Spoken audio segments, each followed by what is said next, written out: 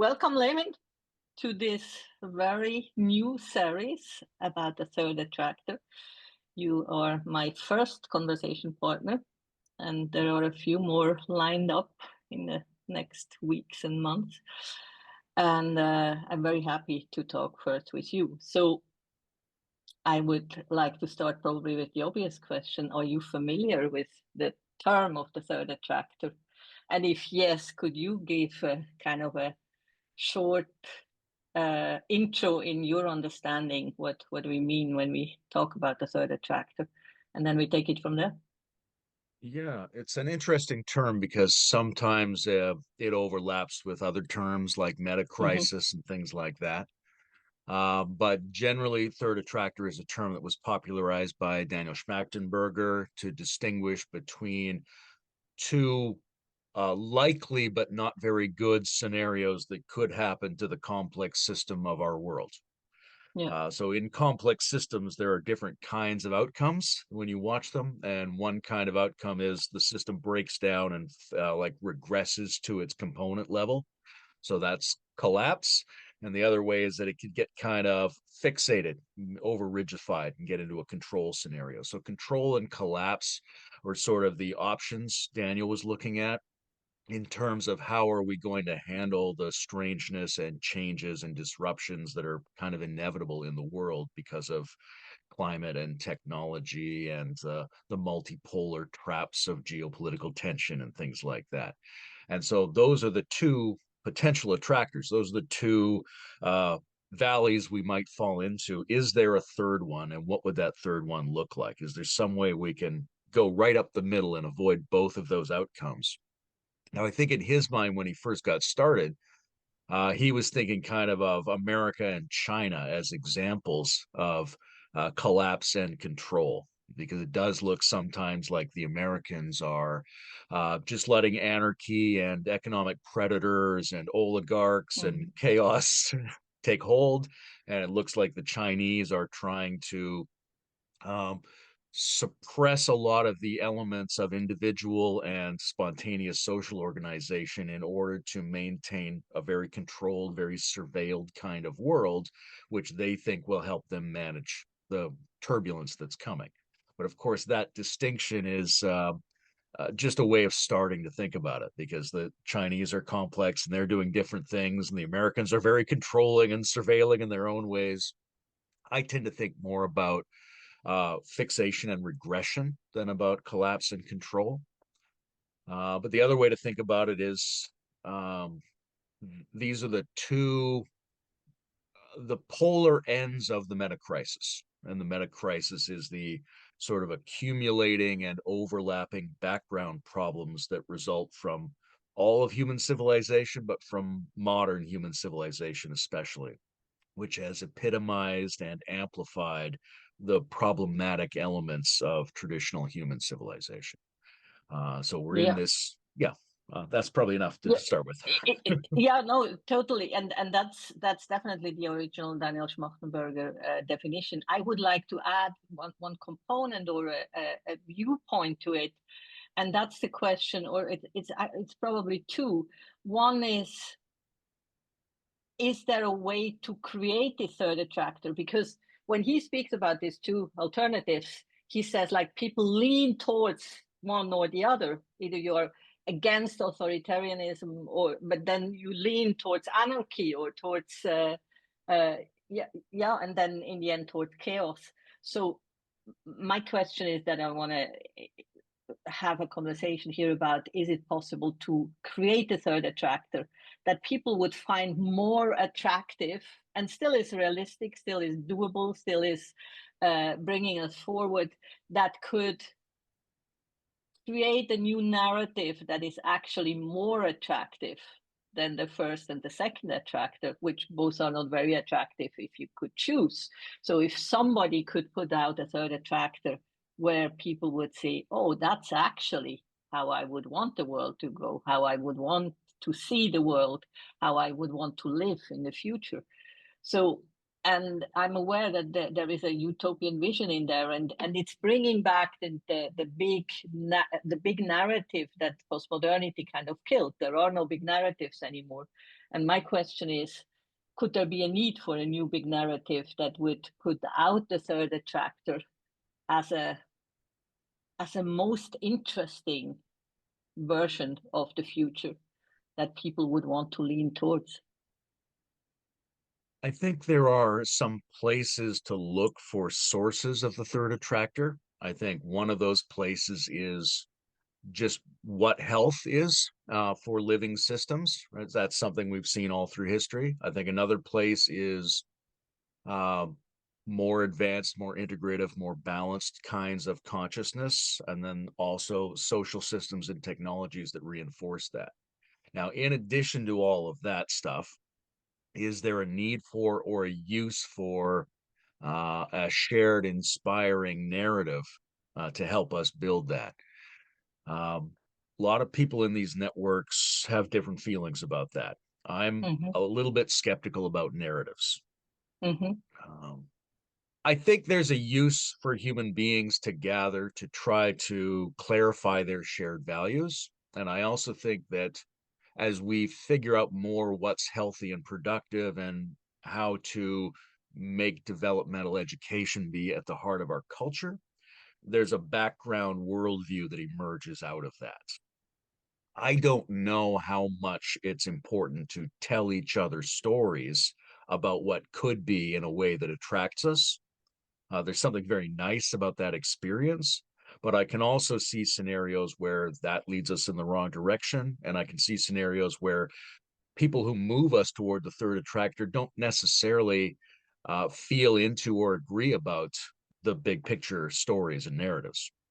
So it's not clear to me how necessary it is, but it's certainly something that human beings find a lot of meaning in doing together. So I think to have people focused on this, it's probably important for them to share some kind of story with each other.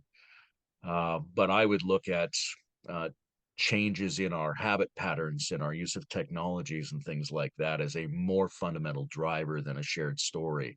I also think that the way AI is emerging into the scene is going to change the dynamics of how we relate to stories at a fundamental level, because all throughout history, the way we've mobilized human beings is we do gather with a story that's simple enough and inspiring enough for us to move ahead on. But we have these new tools that can refine very specific, very persuasive narratives for each individual. And it can then mobilize all those individuals in particular directions, and they don't have to have the same story as the other person. They could each have a completely different story, but as long as it goes in the same direction, you can get the effects.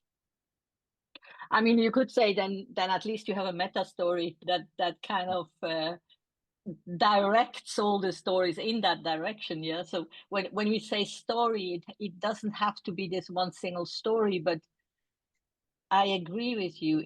There is something like directionality, or some probably, or most probably shared values that would need to be agreed upon, like basic shared values, and and that already gets very difficult. Then what are the shared values? What are the shared values that are emerging when we take into account all the technology development, AI, everything else that is happening, all the meta crisis?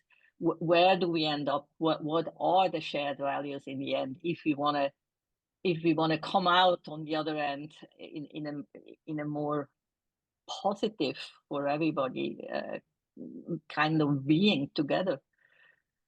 So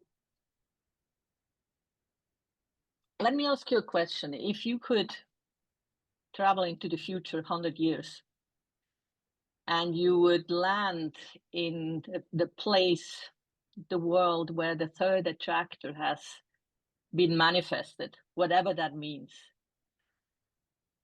what would be the one thing that you would see there that would probably surprise you? It's a very kind of intuitive question. What would be the one thing where you would think, oh, that's interesting, that this is part of this new world? My mind goes immediately to potential revolutions in physics. that I don't necessarily understand at the moment, right? So there's lots of solutions with the world as we understand it, but there could be radical shifts in how we think about space and time and travel and matter. And our new machines might be making discoveries for us for the next decades and centuries. So if it turns out there's a different number of dimensions, or information doesn't work the way we thought, or distance is different than we thought, or anything like that, then I would expect to be surprised by some fundamental difference in our understanding of the physical universe, which would lead to the production of machines that I can't anticipate right now. That's very interesting, and I want to share with you. This is really interesting because I was asking three different AIs what movies would be a good representation of what I defined as third attractor. And you know what came out every single time? Let me know first what you would think would be a great movie as a representation of the third attractor, and then I tell you what came out every single time, Mm. because it matches what you just said. Yeah, my mind goes to the kinds of science fiction films that involve some strange loop at the end. 2001 and Interstellar, and like these, like, oh, time isn't what we thought it was, or something like that. Exactly, it was Arrival. You remember the Mm. story of Hmm. Arrival, Hmm. where the language of the aliens changes her brain, the human scientist's brain, so that she can see future and past in the same way. So that's very interesting that this was your first thought, that it could be something involving time that we have no access to right now. No, that would Yeah, change. the language that was used in that movie was designed by the computational scientist Stephen Wolfram and his son. And Oh, Stephen really? Wolfram's project has been to see if we can move beyond mathematics in terms of Mm. understanding how the universe functions and how physics operates, right? And so he's using advanced computational engines and probing the idea that most of the patterns in the universe, even though they're orderly, we can never perceive them as orderly. But are there Yeah. ways we can use patterns that we can't understand, right? Because we've been limited to the patterns we do understand in our science so far. But that might be a radical leap to a very complex, strange, organic type of patterning in everything that we do. Yeah, yeah, that's very interesting. And I mean, the whole question about time and linear time, is time linear or not? Or are we probably only to find out that time is different than we all think it is? And that would change everything, you know? Then you would come up with all the questions about destiny and free will, as in Arrival. That's the big topic, isn't it? That that we want to live a good life even if we know how it turns out in the end. So There's yeah, that's something that's very, sorry, to me, yeah, go. exciting possibilities, right? And we go, Yeah. oh, and that it lights up something in us. I think there's also each of us to some degree has an intuitive or a visionary favorite story about what might be happening on the earth. And yet we don't want to indulge either of those things too much. I think we mostly want to look at what are the principles we know about already that could probably make change in the short term. Yeah, yeah, exactly. Uh, and it's an interesting dance. I felt it in myself, between kind of having this almost visionary utopian ideas about the future, and then also come back to what is here and now, what can we do, and what is realistic, where it goes. So coming back to the realistic part, do you believe that technology is part of this third attractor, part of our future? Or are you more in the camp of thinking we all have to go back into the small villages, living in the woods, and kind of planting our own food, and forget about all the technology because it didn't bring us any good?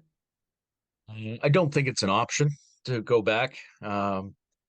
Yeah. And all those, I mean, they're just different degrees. You're still going to have technology in all these different ways. It's a matter of, do we understand how to orient whatever technology we're using in a good direction.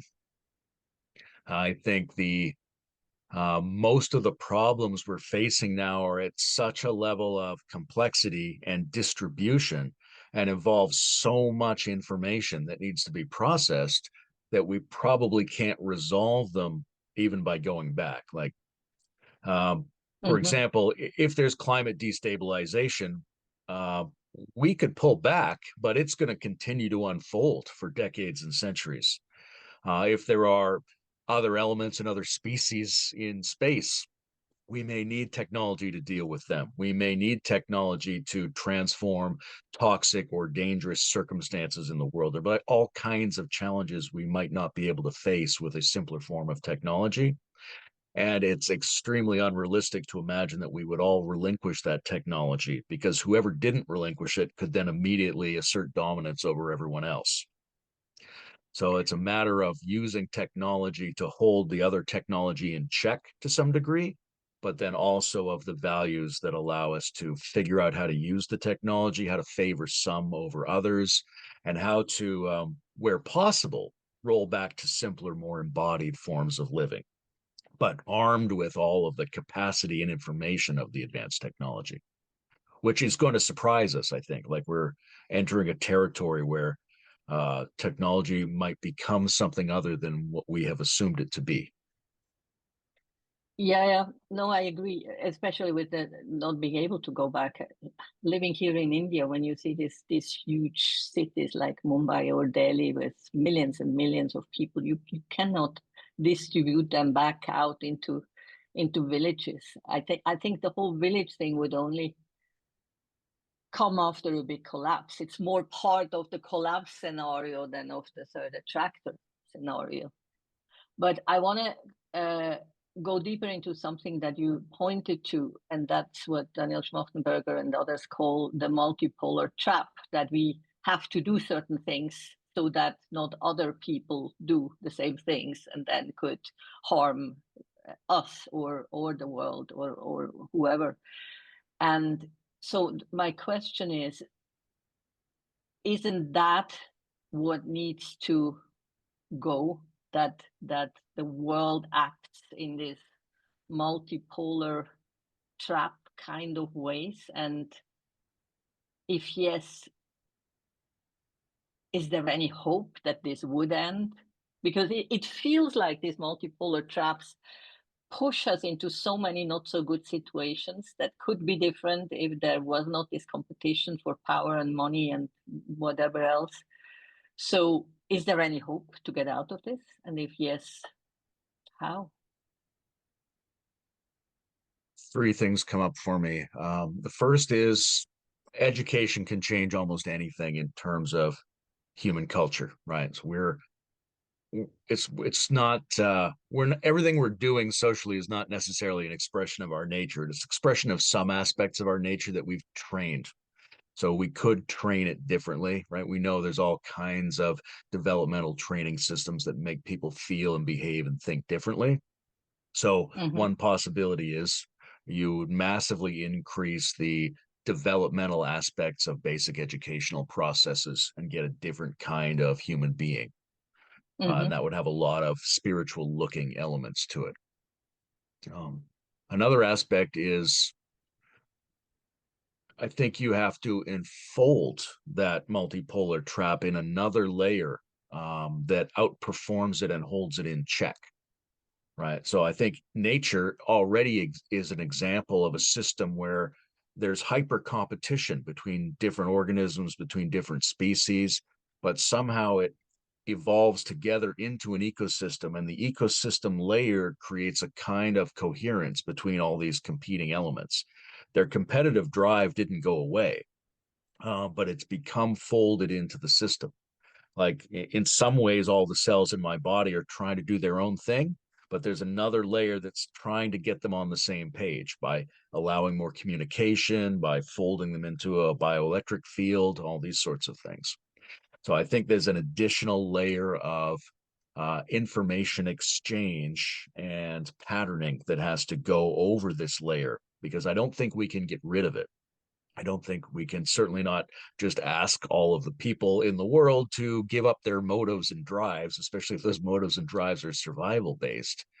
But there might be a way for that to play a role in a larger system. It's a little bit like the fantasy of how markets behave, right? There is an idea that if everybody was out to get their own advantage in a market, the result of that market might be good for everyone, right? And we don't have markets that behave that way exactly, but there may be ways to get markets that do behave more like that. So I think it's a Hmm. matter of enfolding the multipolar trap, not of hoping that the people change their fundamental attitudes, even though I do think there's a lot of potential for cultural education to modify the basic feelings of people. And then the third element would be abundance, right? You could, how do you depressurize that? You could still have a multipolar trap, but if you took half of the stress out of the system, it would be a much nicer multipolar trap. If there was more than enough food, more than enough water, more than enough money, right? And there are approaches like that. So I think one of our goals has to be not to fall back and do less, but to produce more of what people need. Hmm. Yeah, yeah. Or to add to that, if you had more than enough energy, energy is something that is kind of the key to almost everything. If you had an abundance of energy, then that would change everything. So finding new energy sources could be a key for a totally Yes, changed landscape, no? that's a very interesting one. Nate Hargens does some interesting thinking about this because I see a lot of advances being made in how we source our energy, right? Um, Solar, wind, all these things, nuclear fusion, all right, new kinds of nuclear reactors. But all of these things convert what they're doing into electricity. And we're getting better and better at that. But do we have a grid that can handle it? Do we have the Mhm. batteries that can store it? And do most of our technologies run on electricity? Right. So let's say we had 100 times as much electricity being generated, but our electrical grids couldn't handle it. We couldn't store it anywhere. And still, most of our machines, our planes, our boats, our factories are running on fossil fuels. Then it wouldn't matter that we had more electricity, right? So we have to adapt our machines to run on electricity and build up our electrical infrastructure. I think that's more urgent because I think we're already making a lot of progress on electricity production. Yeah, that makes a lot of sense. And with the electricity, you also have the problem of the fluctuation, especially with the wind and the solar, that you have to have good storage places. And but still, if you had abundance of electricity, it would change a lot already.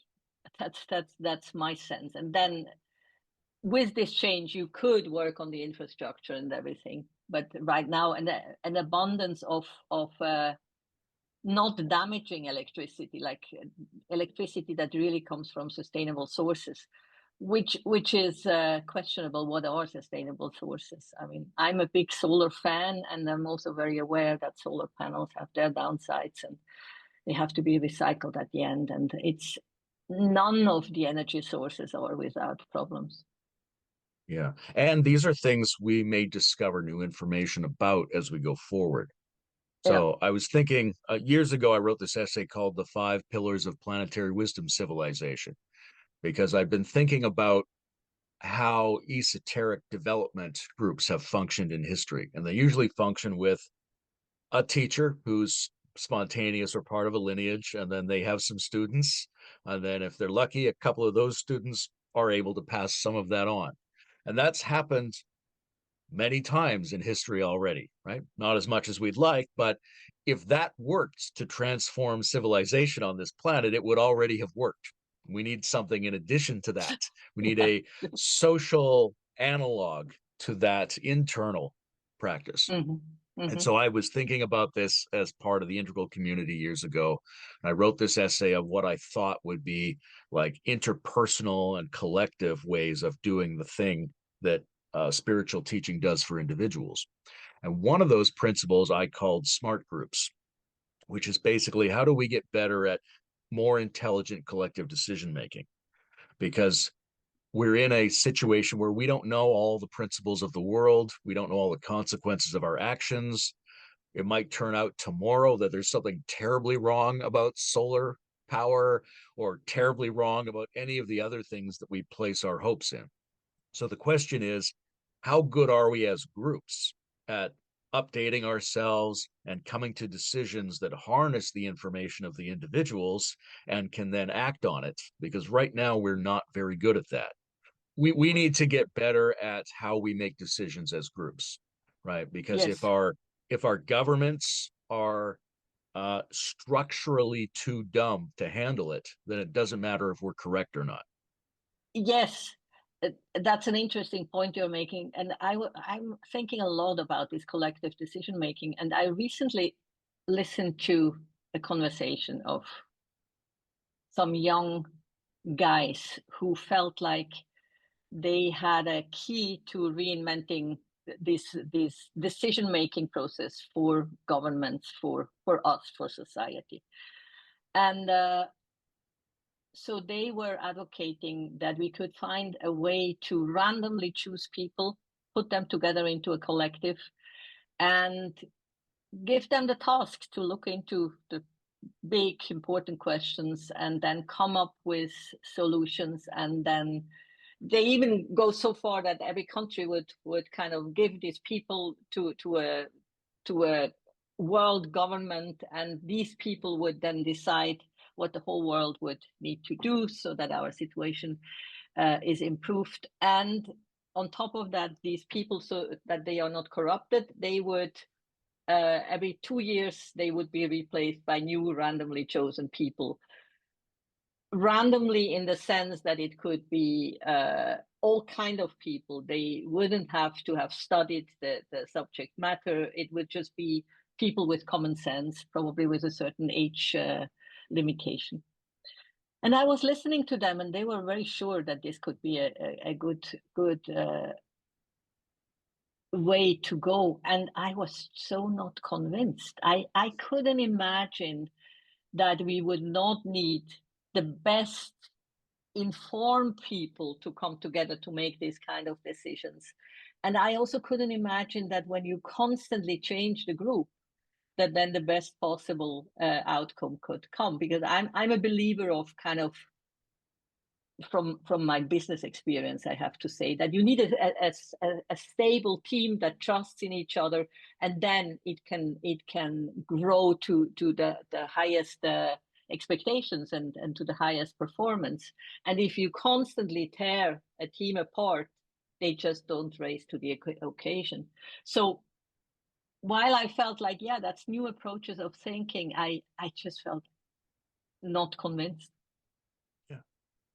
Yeah, there are in the scenario you just described, I see a couple of problems as well. But one thing that stands out to me is another way of thinking about the two attractors is like centralized or decentralized organization Yeah, systems, right? And I think both of those are bad choices, right? What we see, a very successful system is the human nervous system. It's kind of outcompeted basically everything else on this planet.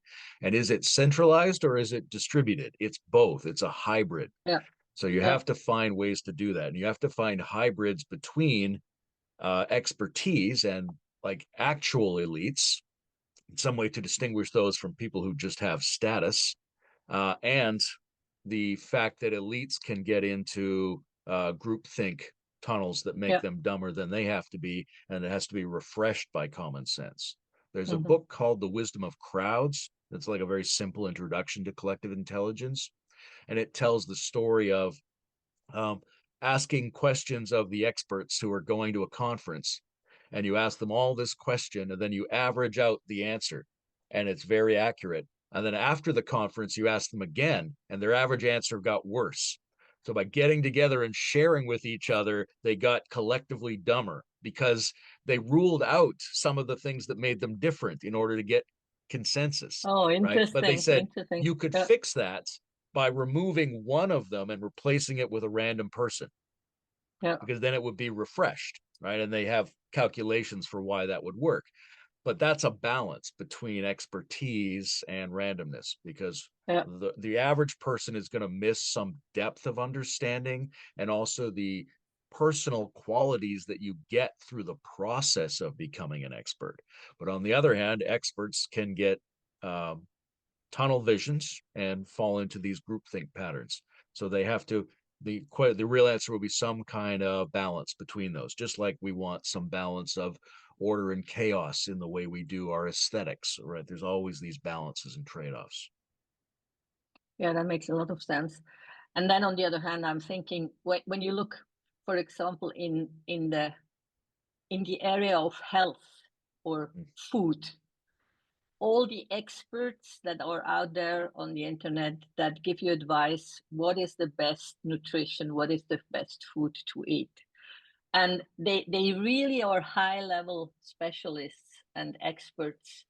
And you can find them contradicting each other in very fundamental ways. Like the keto guys versus the vegan guys, or the plant-based versus meat only. And they make their points so convincingly that you are kind of looking at them and feel like, I don't know, I don't know anymore. So if we scale that up to really big world defining questions, I wonder what would be the process to bring some people to an agreement on top, or however we want to call it, and then to tickle it down appropriately, and obviously then from bottom up, uh, find the wisdom that is there and have it influence the top down decisions or insights. Or it's kind of two problems. Can you bring people together to come to kind of one solution to a very defined problem? That's one thing. And then the other thing is, how do you bring together the decentralized and the globalized streams? It almost feels like I can follow you that this would be ideal, but I cannot yet see how, where would it meet, where what would be the mechanism, no? I think there's a lot of different experiments that we would have to start trying in how to do that, because there might be several different ways that it could meet properly. Um, and how would you get the right people involved is another aspect of it. So when I was doing those 5 pillars of planetary wisdom civilization, one of them was around group intelligence, right? And then the nice way to say that is enhanced democracy, right? Because we're Mm-hmm. talking about harnessing the minds, the souls of many people to make smarter decisions than any individual could make. Mm-hmm. But the way we do it right now is really dumb. In fact, most elections don't represent the majority of people at all. Right. If you have, especially like, I mean, I live in a system where there's a plurality of parties. And so if you have a system where lots of the people don't vote, and of the people who do vote, 30% of them voted for this person, and only 10% of those people really knew anything about that person. You start going down the list of the structure and going, oh yeah, there's very little information coming into this decision from the collective. We would need different protocols to actually harness all that intelligence that's in these people, and some way to, like all democracies do, there's structures of expertise, as well as this base of distributed intelligence from the people. And the sort of same principles of decision making might apply at different scales. So then those scales could exchange information. But there's this other problem. One of the other pillars I called MIPSIV, which was my massive internal profiling civilization. Now, in the integral model, there's this, we have psychographs and things like that. And it says, in order to evaluate somebody, you need to know where they are cognitively, emotionally, morally. You need to know this information. You need to know that they're evolving and changing, right? And so, how would you figure out what individuals are like? This is one of the big problems in our civilization right Mm-hmm. now, is we can elect people and they turn out not to have any of the qualities we hoped they would have. It would be nice if we knew how smart they were, how moral they were, how emotionally capable they were, these sorts of things. If you wanted to participate in public in some way, then you might have to share this information.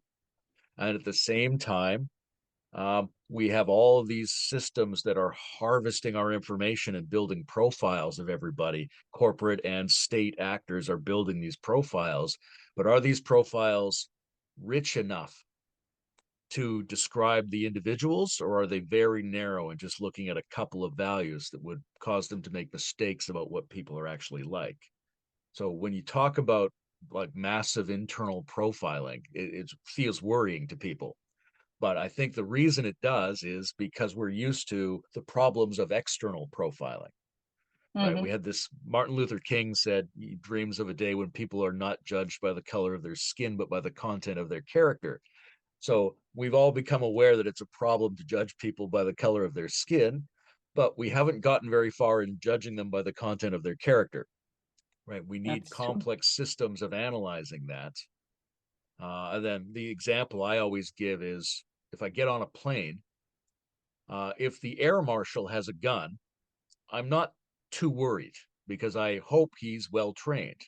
But if somebody who has the psychological and emotional profile of a terrorist gets on the plane and they have a toenail clipper, I'm worried, right? So I would Yeah. like to know the internal structures of people, or at least have them made available for public functions. And I don't think we can make much progress unless we can build systems around a better knowledge of what's going on inside people. And one of the reasons we might think we should just use random people is because when we look at experts, they might not really be expert. And when we look at a random person, it turns out they might have an incredible capacity for understanding. And wouldn't it be nice if we knew more about what the capacities of individuals were on the inside so we could stop organizing them by their external features? It's a scary Yeah, thing, but it's already happening in a dumb way. So I think we have to do it in a smart way. that would be very helpful. I agree.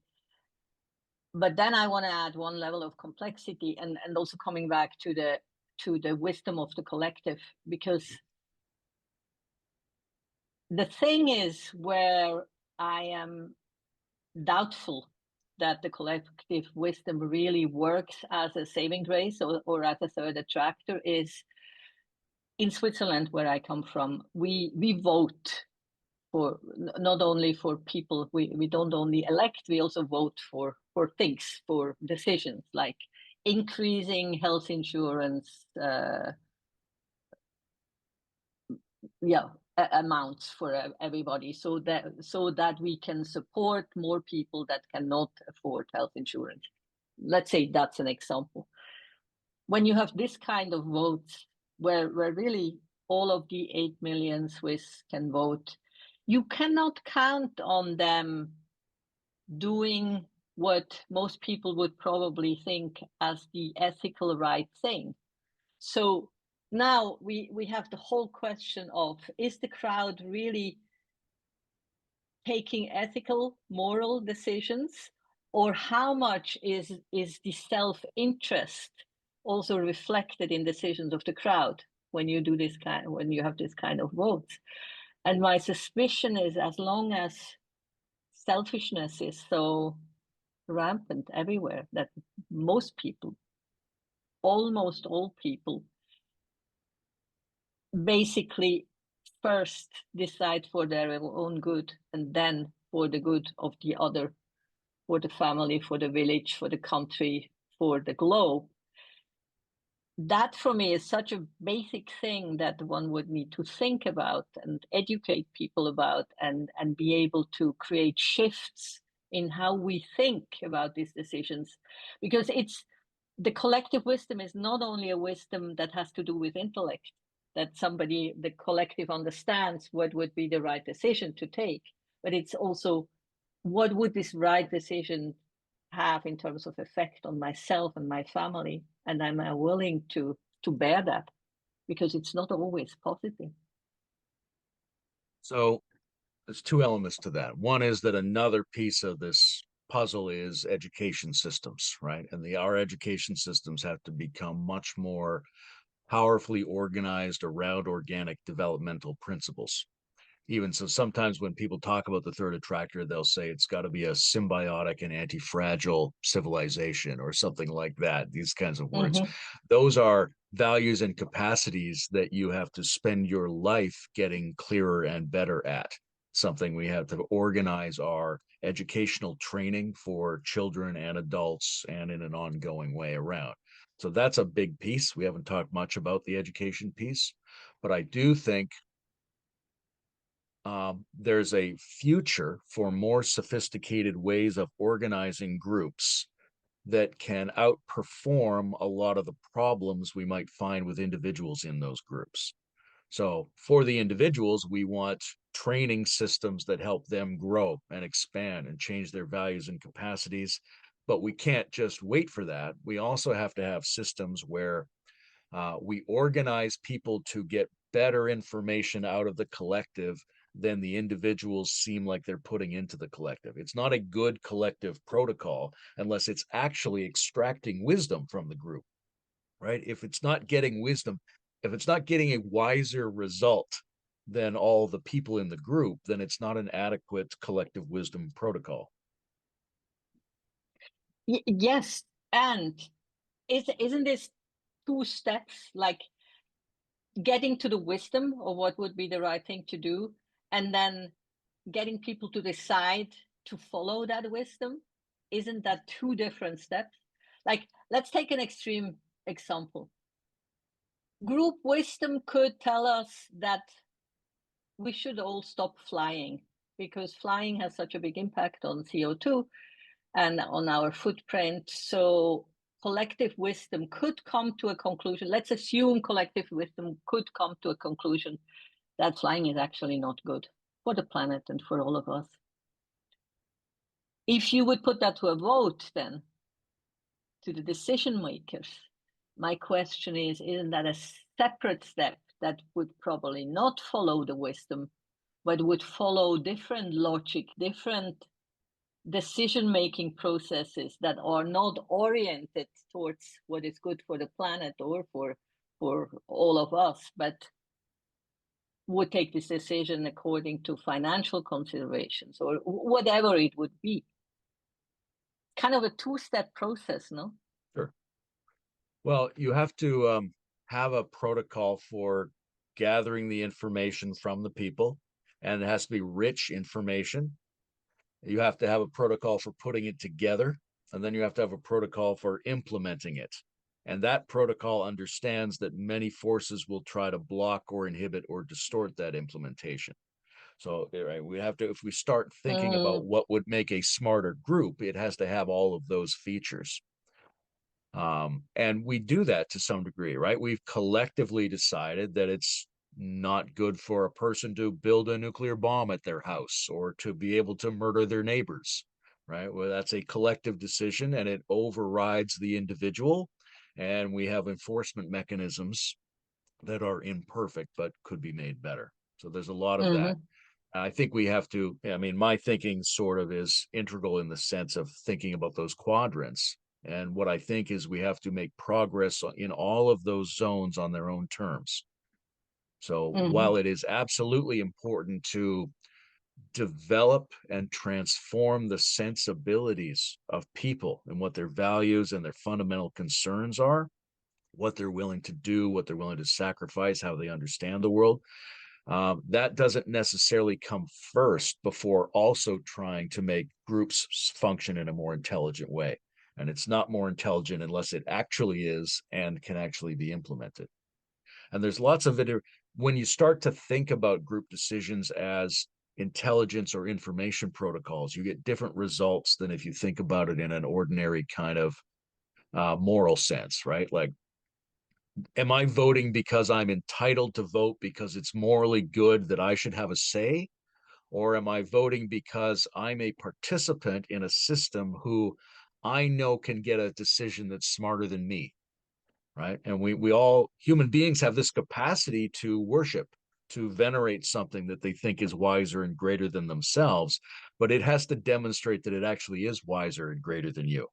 But I think if we believed that the collective decision was smarter than us and would get better results for us and our families than our own plan would, then we would turn around. I think we're going to see some of that come with the technology, because if you get an AI assistant and it suggests something for you and you think, well, I don't really like that, but then you try it and it works out, and it works out better than what you thought you wanted, well, now you're a convert. Yeah, yeah. And I start to get what you're saying. It's kind of a combination between a collective process, but then this however this collective process comes to a decision, the decision then is being implemented because people trust that the collective process is working and has more wisdom than a general vote would have, or a top-down approach would have. So it's not only the preparation of what is the right decision, but then there is an implementation step that in a way is then autocratic. That's where the bottom up and the top down then meet. Once the bottom up has decided that this is the right course of action, it's implemented top down, yeah, because Yeah, that so that I mean, it's has interesting when we think about the attractors, right? Because the authoritarian attractor, the nice thing about that is strong executive control can implement things very quickly and be yeah. adaptable. So if we want enhanced democracy, if we want a system that doesn't eradicate the differences between people and our individual say and choices, it still has to be as capable and as fast and as powerful to implement executive decisions as an authoritarian system would be. Mhm. Yeah, that makes sense. So do you see pockets of third attractor activity today when you look around and you know a lot of people? Do you see pockets where this is working, or where this is starting to work, or where people are working on something like it? In terms of technology and advanced social organization, I don't see a lot of that. Right. There are little experiments. Like I was part of a voting reform movement in Canada for many years. Mm, Uh, so there are people who are saying, oh, the way we make the decision is actually more important than who you vote for, right? If we vote the same way, we're always going to get the same results. We have to vote a different way. The voting isn't actually representing us. Even if we're smart or dumb, it's not even representing us. So there's those kinds of movements. There's different pockets where people are using new technology to make decisions in new ways. There's holacracy and sociocracy and these different kinds of experimental protocols for businesses and state organizations. So there are some experiments in that way, but I don't think in the more advanced communities there's enough clarity about the need to make experiments that are objective and that are independent of our intersubjectivity. Right, where I see actual experiments in third attractor culture is around intersubjectivity. Right, mm, so there's lots of groups in the meta modern integral game B liminal second renaissance, all these spaces, transformational developmental regenerative communities, individuals working on self development and groups coming together to share a new vibe, to exchange ideas, to build up the value based cultural fields that are necessary. I do see these pockets, but I think they're in some ways inhibited by or waiting for the technological and the social uh, correlates. So, an example of that in terms of developmental theory is many times in history, people got to what we might call modern thinking, like rational, scientific. All right, the Mayans had it for a while and ancient Greeks had it, but it wasn't until there was also the scientific method and the printing press and the microscope that it could really lock in. So I think we mhm. have the individual and cultural pockets, but I also think they're waiting for the tools and the protocols to lock in so that it can really take action. Yes, and as Wilbur says, it would be good to emerge in all four quadrants. And what you are describing is that there are pockets of left quadrant activity and there are pockets of right quadrant activity, but it's, in a way, I also feel it's not the same people that work on the left quadrants and the right quadrants, and they also have to find themselves, yeah, and actually work together. Otherwise, it stays with the pockets. But I also hear you say that you feel the inner development is a big part of the third attractor, yeah. Like I'm very impressed by what Thomas Björkman does with the inner development goals as an approach. I see this as a third attractor approach that is very important as a parallel to the sustainable development goals, and bring this together in a very conscious way to actually make the four quadrants clear, that it's not only about the outer goals but also about inner change. And I feel like he has created a framework there that has a lot of potential to spread wide, to not stay in a bubble of esoteric talk. Exactly. I think the people we might say are part of the leading edge of existential development and new values, those people will continue to work on these advanced zones. But we also need to be able to distribute a portion of that understanding very broadly, which means Yeah. something like the inner development goals is necessary, something that can be institutionally implemented even by people who aren't themselves necessarily very developed or very good at that. Just sort of as if it was a basic social or educational protocol, or basic human rights, that kind of a thing. Which brings us back to what you brought up a few times, the education that is so important, that the schools have to be reformed and have to become aware of something new that needs to happen for a third attractor to be able to manifest. Because in the end, it is probably the next generation and the generation after that has to create the world that we now kind of envision as this third attractor world. And that needs to go through education. Yeah, education is it's the main mechanism that exists in the world for creating change in human understanding and values. And Yeah. in some ways, it's the only mass produced institution that has something like development built into it already. For better So and for there has to worse, be, no? yeah, for better and for worse. Um, Yeah. I think we need to rethink what we imagine the basic disciplines are that we're teaching, right? What should a curriculum actually consist of if we wanted to Mm-hmm. produce adult citizens who were wise and adaptable and anti-fragile and capable of advanced collective participation to make smarter decisions? Um, so you'd need to build in a lot of spiritual or esoteric training, but it doesn't have to be called that. It could be called anything we want.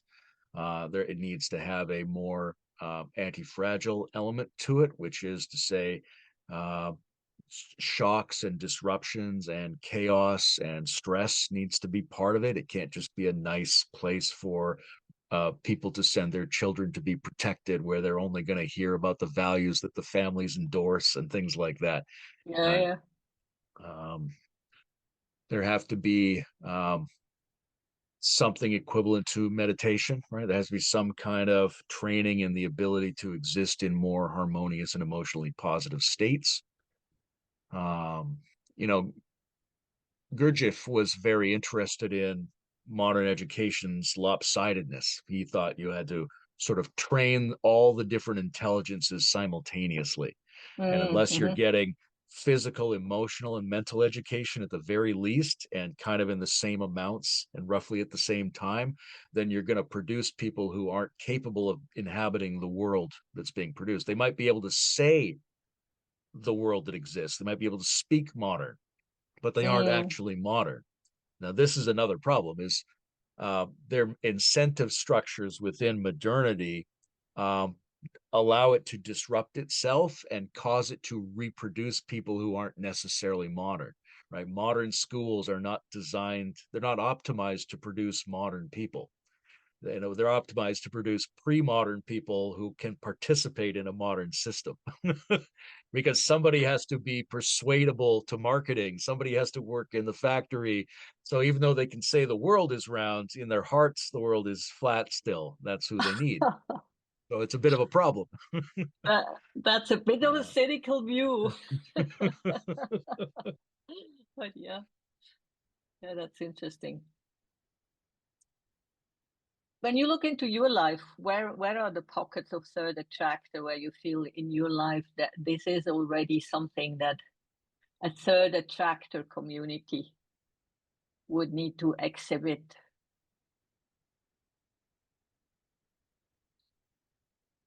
What I see that reminds me of the third attractor are um, high trust subnetworks of people that have different specializations, and they're trying to each create excess of some kind. Somebody's creating a lot more good food, and somebody's creating a lot of interesting ideas, and somebody's organizing a lot of money and things like that. And everybody's pretty good at all those things and being informed, but each person is particularly good at something, and they're particularly good at creating an excess. I see Mm-hmm. different kinds of conversations occurring where people are really flexible and able to flow into all different areas and go really deep, but also go into areas that feel really uncomfortable to them. I see a kind of a balance and a kind of shared joy that's really interesting, a high prioritization of nature. This is another interesting Mm-hmm. feature. I wrote an essay for Revision magazine a few years ago called Ecomorphic Eudaimonia, which is like, if you want a better society, there has to be a pattern sharing between civilization and nature in a different way. Mm-hmm. Mm-hmm. Where we have biomimicry, we have all these things where how do we make our minds and our machines and our civilizations adopt the patterns that work in ecosystems better? And I actually, in my fantasy, in my visions, um, all of this stuff is actually the biosphere taking action, right? Like, we didn't create the AIs. Gaia created the AIs. It's doing the nature is changing herself in an interesting way. And that part of that change is that our information and technological and mental systems have to fill up more with the patterns of nature. So some ways is science, some ways is make the machines generate computational patterns that look more like nature, like a fractal looks more like Mm-hmm. nature. But another way is you just have to put your nervous system in nature a lot of the time. You have to forage, you have to eat, you have to be in it. So I see a lot of that in these new cultural spaces that I associate with people preparing for the third attractor. Mm-hmm. Mm-hmm. Mm-hmm. Yeah. And, and I think to add to that also this sense to get back to the sense that we are part of nature and not outside of nature. No, that's kind of a big part of what you are describing, because modernism has kind of taken us out of nature and looking at nature and physics and everything. And there is a feeling that part of the third attractor is kind of reintegrating ourselves into nature with whatever that means, also then to care for nature and have nature care for us, and just like in our teaching evolution enlightenment, I would also connect it to the process perspective, that we see ourselves and everything as one single process happening, not different thing, not human beings and nature. That this separation of and this human focus has to kind of shrink again into integration with nature, and then we can also Yeah, take the right decisions. there's one element of that where individuals have a ability to resonate with or even identify with a larger process that we're all part of. But I think there are ways for individuals who don't yet have that maturity or capacity, right? If we were, say, trying to teach this to children in schools, Mhm. one way to do it is just to put people in processes where they get affected by their own decisions, Mm. right? Where we don't necessarily have to feel that we're all of nature, but you're in the system. When you make a change, it affects you. You're It not affects free you. from Yeah, it. yeah, yeah. Yeah. And this is like Nassim Taleb's work around anti-fragility highlights a lot of this because uh, when you don't have skin in the game, there's an element of your intelligence that can't function in the decisions you make. So if you run a bank, but you're going to be fine if the economy crashes, in some ways you actually can't run the bank properly, even if you wanted to, right? Or if you're in the government, like in the United States, everyone in the government gets free government health care and the people don't. And because they're insulated from the consequences of their decisions, it Yeah, doesn't yeah. affect them. They actually can't make good decisions, even if they wanted to. So, those sort of loops where you learn that you are affected by the decisions you make, I think that's Yeah. something you can teach to children and teach to everyone just by putting them into training situations that have that element to it. Yeah, yeah, and where the feedback loops are really Yeah. close to the decisions that you are taking. Yeah, that makes a lot of sense. How do you see? I think we cannot avoid to speak about that AI in this whole scenario. Where is the place of AI? Do you see AI positive, negative, helpful, not helpful? Yeah, I'm of the opinion that technology is not neutral. That some of it is more likely to be benevolent, and some of it's more likely to be bad, and some of it we just can't tell. AI is we just can't tell in most respects. Yeah. I think there are some things that are definitely going to happen in the short term, which is probably people are going to get less intelligent to some degree. Hmm. Not Hmm. everyone, but the average might go down if we're going to outsource a lot of our analytical and creative and research and composition activities. We're going to be able to make a lot of things and organize a lot of information without fully understanding what we're doing or putting the work in to change our brains. So I would expect that in the near term, there's going to be a 5 or 10% drop in the average intelligence of populations, which is then going to make them more reactive and more superstitious. So these things are problematic. I And think more the prone, and also more prone to the first and second attractive, no? absolutely It's uh, and more confused because mhm. the AI tools are going to allow us to simulate things. So no one will be able to feel strong trust in any digital information, right? Proof, videos, sounds, phone calls, apparent evidence, that stuff's all going to be very easy to fake. And the ability of people to ask these machines to manipulate and convince each other is going to explode. And it'll be used by big groups, but also by local small groups. So we're going to be we have to become, get a better immune system against persuasion and against our own habits of feeling and attention. So those are all the problematic elements. But I do see, in my view, only a certain kind of AI can help us out of this, right? When I think about the electronic and digital technology, the thing that always stands out to me is that no individual human being is capable of using these systems efficiently, Hmm. right? Like right now, in order to look for something, you have to think about it and turn it into words, type it, and then see what someone else produced. And you can only check a number of the results. And then how do you evaluate whether it did well or not? And then it doesn't get better at doing it. What you need, and how much internet is there? So much, right? There's a billion videos were uploaded today. You couldn't possibly watch them in your lifetime. So you Hmm. need, and it's going 24 hours a day, every day. There's no way for you to be a competent agent of the digital Hmm. universe. What you need is an agent that works on your behalf, right? And so all the big systems will have these. If individuals have these, if I had an AI that ran the internet, was just on the internet all the time, and it was attuned to my preferences, it knew my personal history, my search history, my medical history. It didn't share that information. And I got to say, yes, I like this. This worked. It was constantly learning to be a better representative of me and bring me things that actually helped me according to my specifications. Then I could be an actual player in the game. Mm-hmm. And I think that's important for empowering individuals and networks of individuals, for citizens to be capable of being participants, to be empowered in this system.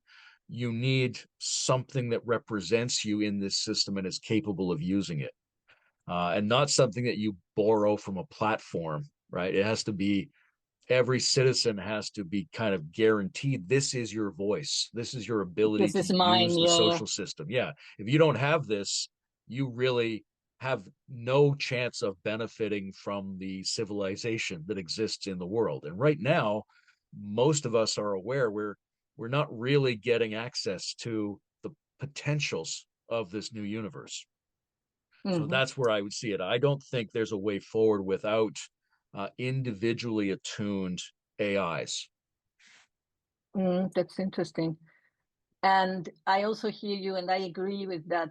As long as it's a tool for our benefit, it kind of goes into the right direction.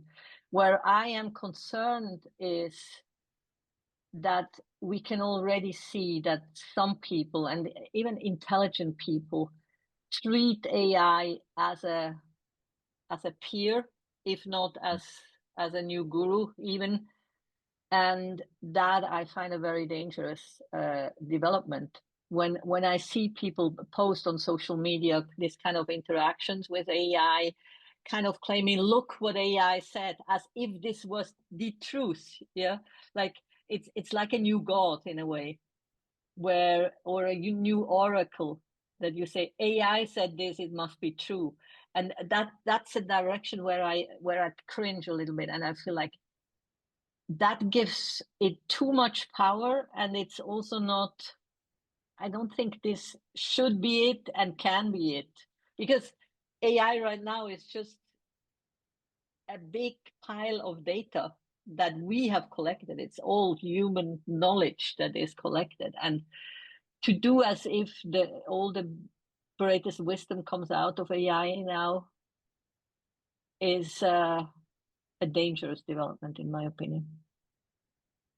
I think people will continue to disagree about that, especially as these technologies change, right? Some people will feel this is just a tool. Some people will feel like it's emergent. Other people will feel like minds exist in another dimension and they speak to us however they can speak to us. And I think there's room for people to disagree about that as long as we're getting good results out of these systems. The problem is not Mm-hmm. so much the view that we have about these things. The problem is how sophisticated or unsophisticated is our response pattern, right? And the Mm-hmm. same kind of response pattern that we've trained for thousands of years, which is to be gullible, right? To believe, we believe words, we believe other people, we believe the news, and so we believe the AI as well. It's not very different. We have to be Mm-hmm. we have to be more skeptical, but without losing heart, right? And this is an Mm-hmm. interesting thing. If you have kids, then you're thinking about how do I make them super suspicious of absolutely everything they see and hear, but with a good conscience where they don't shut down, where they still can reach out and have interactions. All right. There's some balance Yeah, there yeah. that we need to do because it's very dangerous to believe what you're being shown, whether it's by the AI or by the government or by the Coca-Cola Corporation or by the religion down the block or by your own family. We have to be more suspicious, but with grace. Yeah, yeah. And how do you teach them to still trust? Mm-hmm. It's and I think trust is such a important value, and at the same time we it's so difficult to trust anything that we get from the outside. We are bombarded with information, and we cannot trust anything. I think there's I feel like, yep, yeah, go. a, So I a was couple of just ways to thinking, go at it. yeah, go One for it. is that you train the heart and the body separately than the mind, right? This is in metamodernism, we talk about sincere irony, right? So the irony, the analysis, your mind has to be very suspicious. It has to break everything up. But that's the training for the mind. The training for the heart is to remember to be To be open, open. to be Mm-hmm. exposed, even to be willing to be tricked and wrong and broken, things like that. Mm-hmm. Right. And the training for the body is it has to be able to reach out and make contact with the world. So when you Mm-hmm. have all of these trainings, then they can complement each other. But if we only have one of the trainings, then we'll fall back in suspicion or fall forward into gullibility. Yeah, yeah, and what you are pointing to here is already high level development. No, it's not the common man doesn't just have these abilities or is not trained in these abilities.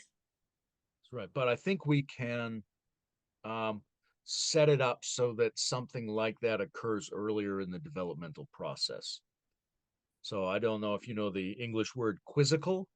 I used to say this No, with when no, I years ago I had friends and they had some daughters and I was trying to teach them to be quizzical, which is sort of like like you don't believe it, but you don't feel yeah, bad either. You're not suspicious. You're just uncertain, but you still feel mm, pretty good. yeah, yeah.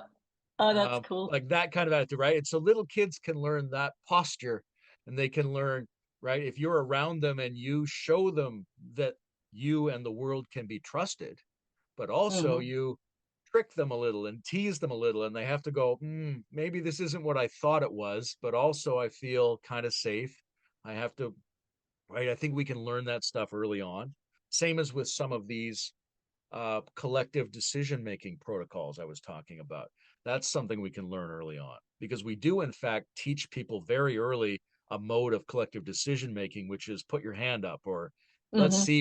let's see which option has the most hands, and we think Mm-hmm. that's democracy, right? There's other ways we could do it, but we're not training kids, right? By the time you're 10 or 15 or 20, if you had years of practice in these things already, then it would be very easy to start to make a new normal in the civilization.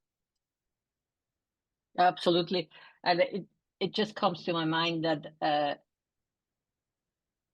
once in a retreat we were a group of people, and we do this intersubjective non-duality work Mm-hmm. in our lineage, and there was this moment where we had this inspiration or this vision that in future educational systems or third attractor civilizations, kids would be put together into intersubjective groups from baby age, like that you would grow up in a group of people, not as a single individual, but from the beginning, part of your education and your upbringing would be that you share intersubjective consciousness with other kids, and you would grow up as this whole on of same age people that would create this strong bond and would train you in this intersubjective discipline, which I still find such an exciting vision as part of a totally different culture. Yeah, if you start really early with intersubjectivity and with interobjectivity, like how to do smarter system protocols and Mm-hmm. how to change and grow and elaborate your own capacities, then we can make a lot of progress. And a lot of this Yeah. depends on contingent factors that happen in the world, right? Where if we're going to have a stable 50 years, then maybe we can have a couple of generations of kids trained differently. If there's a huge disruption tomorrow, then the strategy toward the third attractor would look very different, right? Under Mm-hmm. some Mm-hmm. conditions, the right strategy might be that many small groups template what it would look like and feel like to live differently.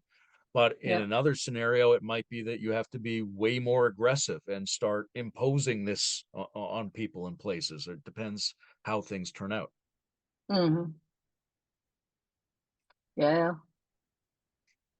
And it might also be that the third attractor only gets developed after the first and second attractor kind of have died or have created a big catastrophe.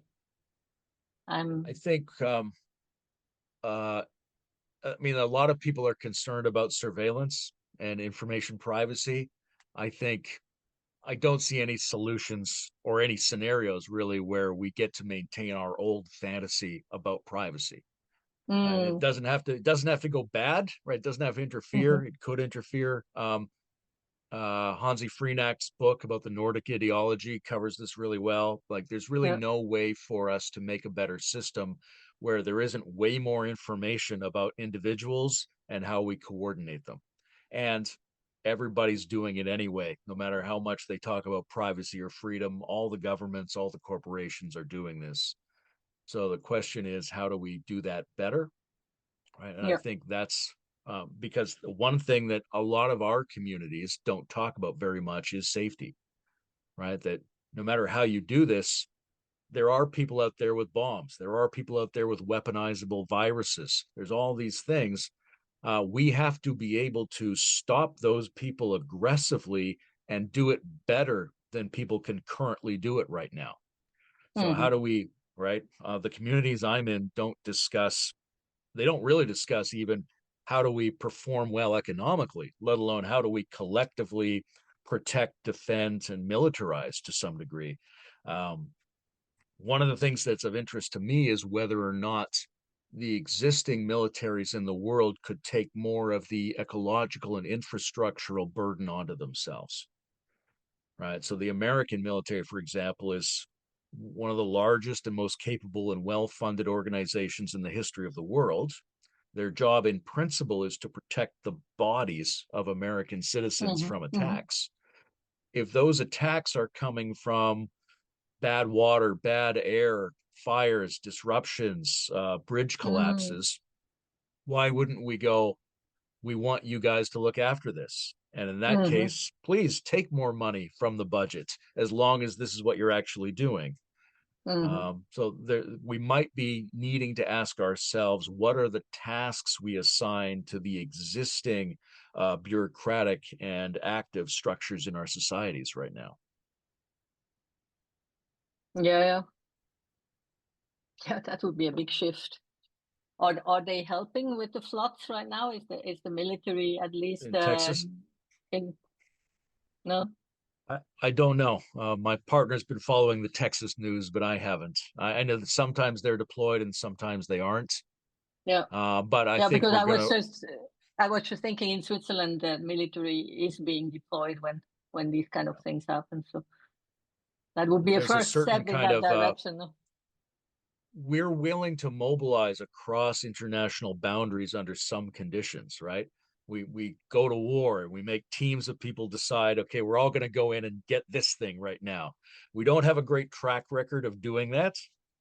But if the dangers are greater than just terrorists and bombs, if the Mm-hmm. dangers also include infrastructural and ecological problems, then is there some point at which we have to start considering a more aggressive action that doesn't take borders into account, right?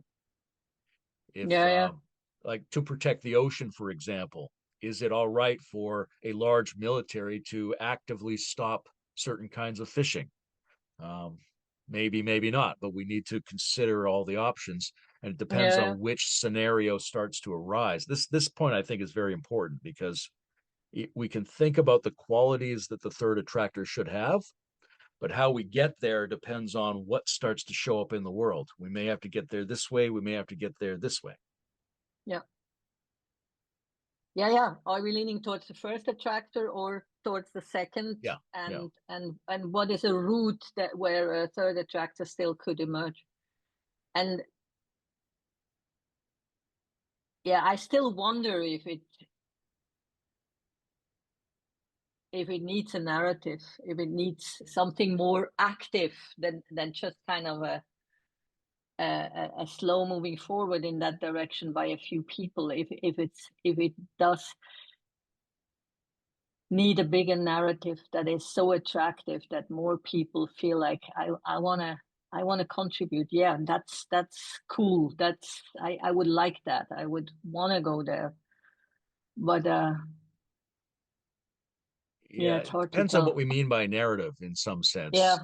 yeah. Like I think one thing we might see is certain groups or certain nations outperform the people around them and are more stable, right? And then it just looks good, right? And you don't need an elaborate narrative. You just need to go, oh, we want to do that. That's working. No, but that doesn't work, Layman.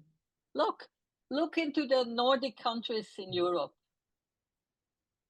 They actually do what the Americans call socialism, and feel like, no, we that this is communism. We don't want that. I heard so many interviews recently, thinking that Mamdani, for example, is a communist, and it has never worked. And I just hear him say, you should, or America should do what the European countries already do for 30 years. So I think it's not that easy as It's no, it's putting not that out an easy, but example, and then no, because there are uh, first of all, the individuals have different abilities to understand what those examples mean. And second of all, the media systems allow information, but also create disinformation between those sorts of things.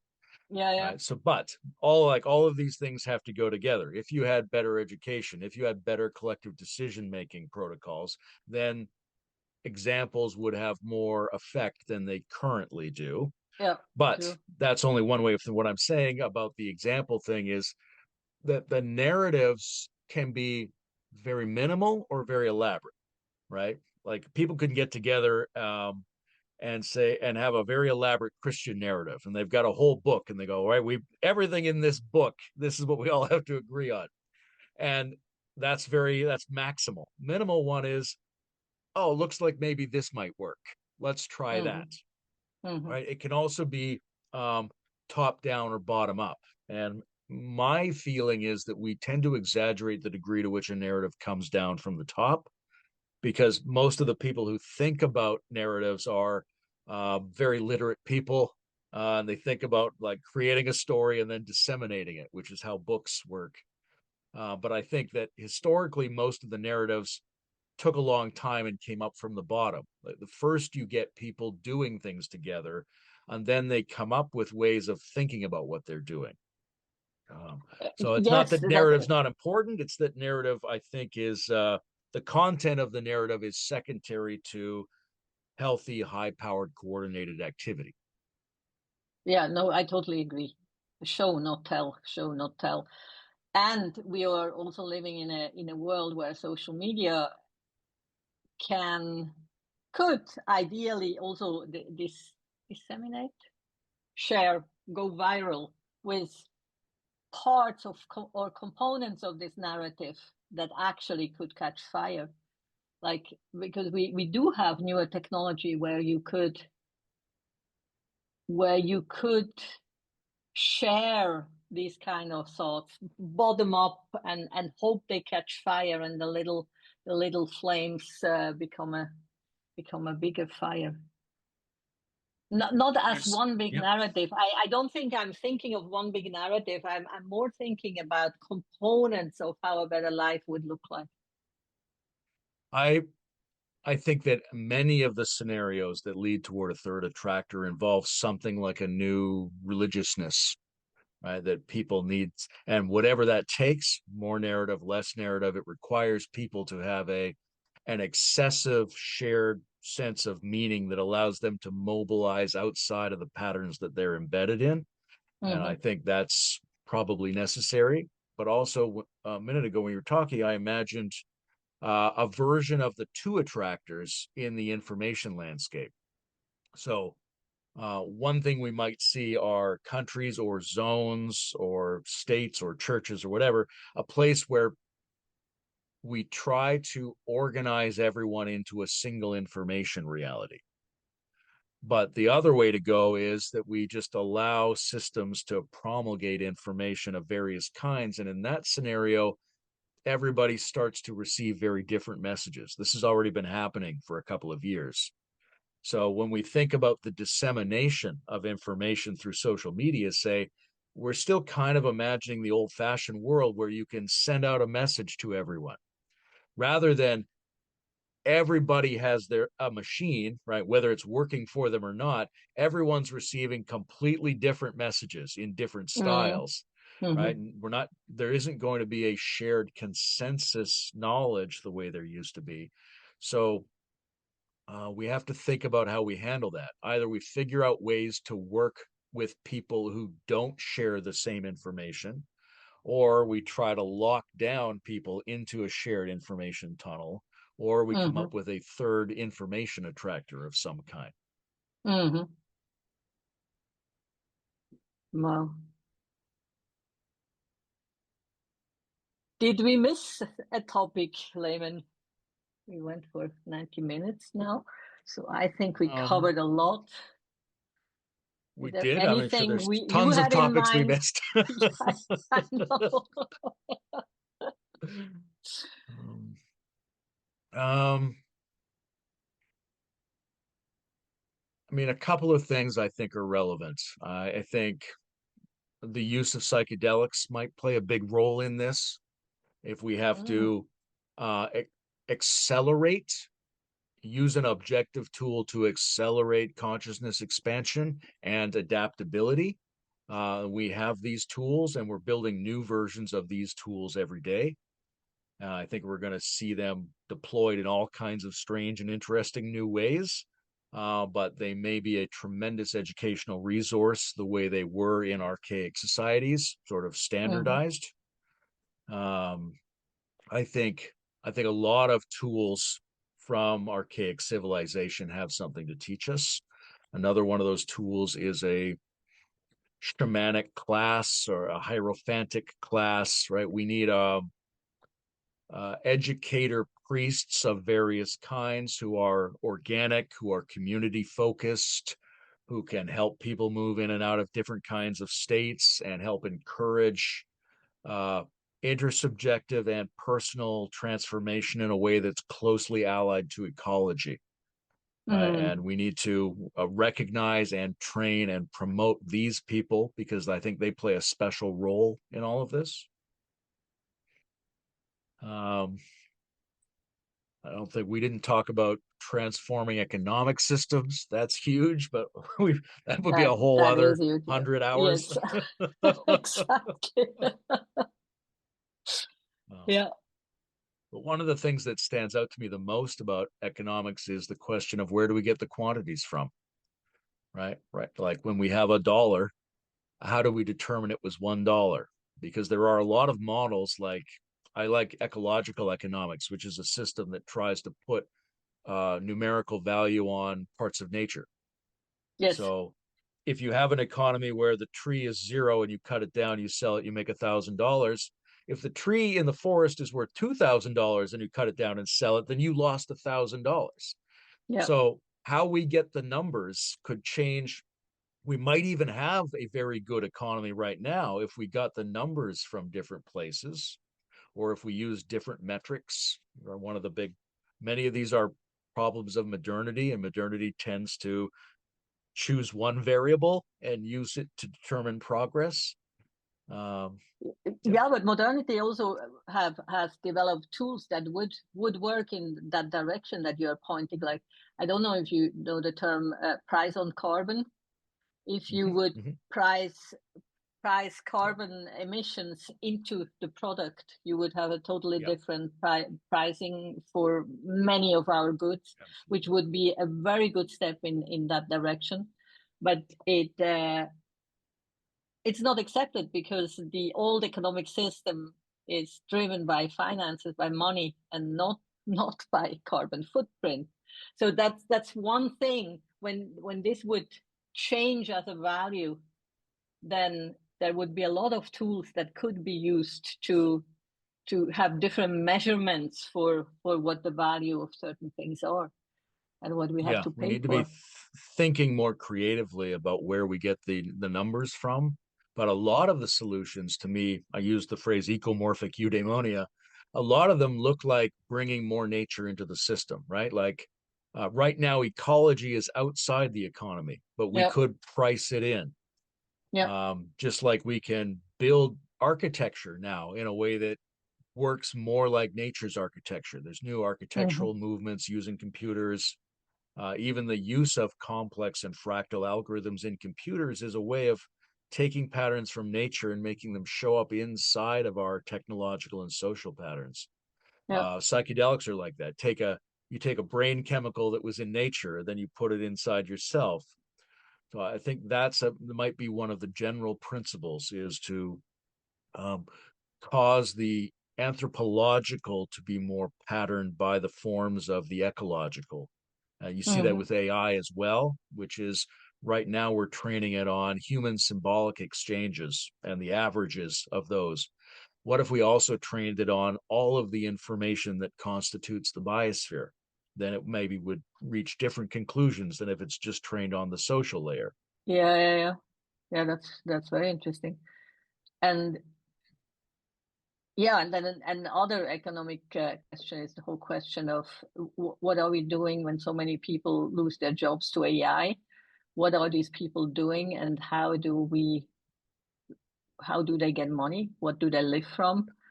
Yeah. Is it the what is the English term? General basic income? Universal. The universal basic income. Yeah, that so many people talk about. You know that in Switzerland we had a vote for the universal basic income like 15 years ago. It wasn't accepted then, but it I think in Switzerland was kind of the first source of the universal basic income. And it's an interesting idea.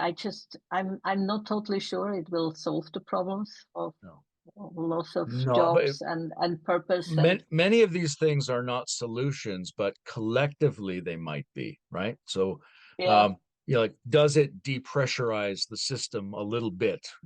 Does it contribute to a set of solutions?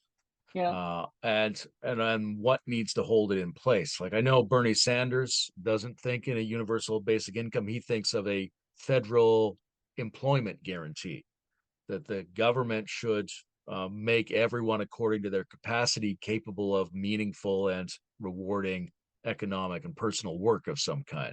So that's another strategy. There's also, I don't know how effective modern monetary theory will turn out to be, but if there's anything to the insights there, it might turn out that we actually have the capacity to generate a lot more abundance in states that produce their own currency than we thought we did.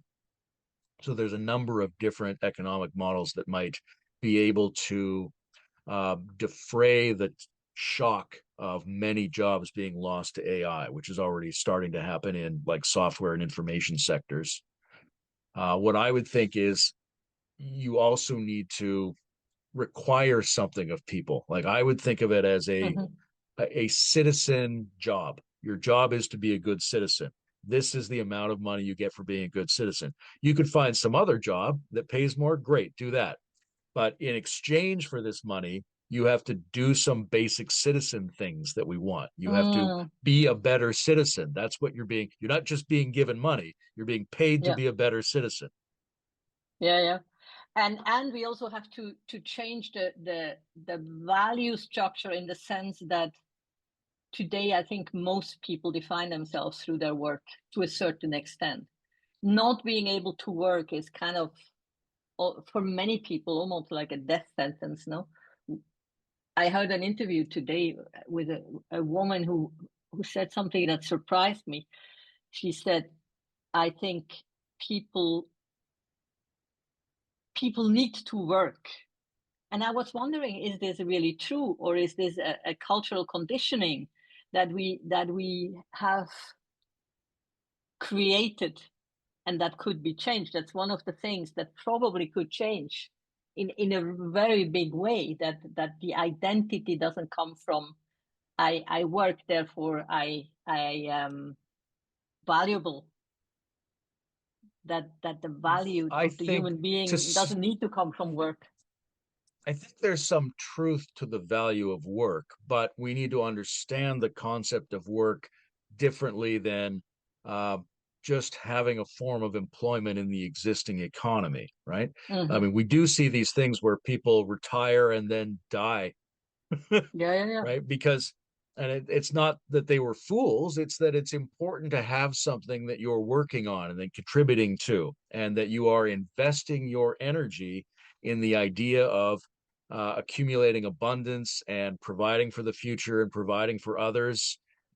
So there's something real about that, but that's not the same as um, taking whatever job the economy currently provides and feeling extremely stressed doing it, but even more depressed if you're not doing it.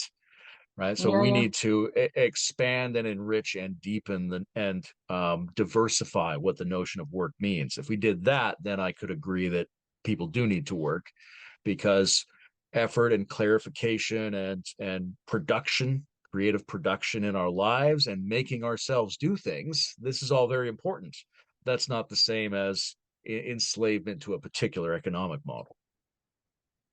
Exactly, and it all boils down in the end. What is the meaning of our lives? Where do I get my meaning from? Yeah, the meaning for the life that I'm living. Is it work? Is it kids that I have children and put a lot of effort in Sure. educating them and bringing them up? Is it social work? Is it art? Is it nature? Is it Yeah. whatever? But I think that there is something there that needs to change for the third attractor to kind of manifest to work. This goes a little bit to what we were saying before about where the quantities come from that enter into the economic calculations, right? So ecology Yeah, has been one of the ones people have studied. Child raising has been another one, right? yeah, Mothers are doing work, fathers are doing work, but we don't give that a number. So it's not yeah, counted. yeah. If we counted more forms of work, we would get a very different notion of the economy. And then we might not have the same feeling of like, well, some things you can't put a price on, or we can't define ourselves by work. A lot of that is based on the fact that we're only working around numbers in certain areas. That if we Mm-hmm, distributed the numbers more, we would have a much richer sense of what it means to be an economic participant in a way that would be much more meaningful to most people, mm-hmm, mm-hmm, especially if machines are going to replace a significant chunk of uh, both the physical and mental tasks that people have been mm-hmm, doing. mm-hmm.